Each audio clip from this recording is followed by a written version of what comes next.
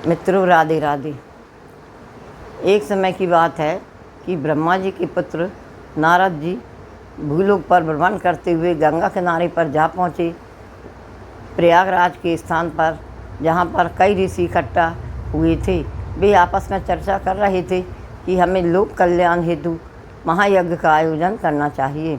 तभी वहाँ पर महर्षि नारद पहुँचे और उन्होंने पूछा कि आप यज्ञ तो कर रहे हैं, मगर यह बतलाओ कि इस यज्ञ का भोक्ता कौन है और फल देने वाला कौन है। मगर ऋषियों ने कहा कि यह तो हमें नहीं पता। त्रिदेवों में जो भी सत्यवादी और शांति प्रिय होगा वही इसका भागी होगा। सबने मिलकर यही सोचा कि अब तीनों देवों की परीक्षा करना चाहिए, मगर परीक्षा करने कौन जाए।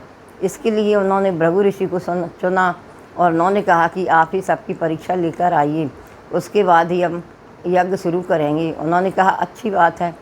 सबसे पहले भृगु ऋषि ब्रह्मलोक में पहुँचे। वहाँ पर जाकर उन्होंने देखा कि ब्रह्मा जी अपनी पत्नी सरस्वती जी के साथ अपनी सभा में बैठे हुए हैं। वहाँ पर ऋषि, महर्षि, नाग, किन्नर, देव सभी बैठे हुए थे, बात को रख रहे थे। तभी वहाँ पर भृगु ऋषि पहुँचे और बिना कुछ थोड़ी देर खड़े रहे और उसके बाद एक ऊंचे आसन पर जाकर बैठ गए। उनको देखते ही ब्रह्मा जी ने कहा कि हे भृगु ऋषि, आप ब्राह्मण वंश में उत्पन्न हुए हैं, मगर आपको पता नहीं है कि सभा में आने से पहले मुझे प्रणाम करना चाहिए। और बहुत क्रोधित तो उठे। इस पर भृगु ऋषि ने कहा कि हे ब्रह्मदेव, आपने मुझसे मेरे आने का कारण नहीं पूछा और आप इतने क्रोधित हो गए हो, इसीलिए मैं आपको श्राप देता हूँ कि आपकी भूलोक में कहीं भी मंदिर नहीं बनेगा और ना आपकी कहीं पूजा होगी। इतना कहकर भृगु ऋषि वहाँ से चल दिए। इसके बाद वे कैलाश पर्वत पर पहुँचे। वहाँ जाकर क्या देखते हैं कि नंदी, भृंगी, शृंगी सबका कीर्तन चल रहा है। ओम नमः शिवाय, हर हर महादेव की ध्वनि से पूरा कैलाश पर्वत सौभाग्यवान हो रहा था। इसलिए उन्होंने कुछ कहा भी तो उन लोगों ने उनसे कुछ नहीं सुना।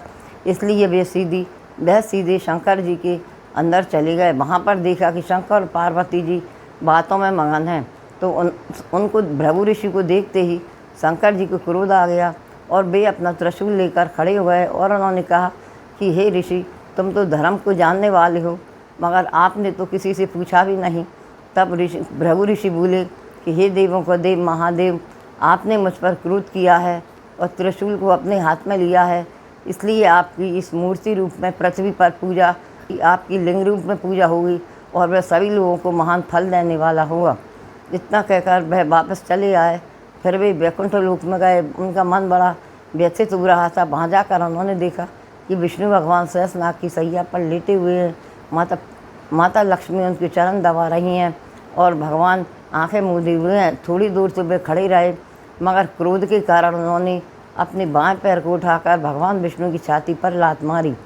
लात लगते ही भगवान विष्णु उठकर बैठ गए और उन्होंने पूछा कि हे ऋषि, आपको बहुत कष्ट हुआ, मेरा हृदय तो बहुत कठोर है और आपके पैर तो बहुत नरम है।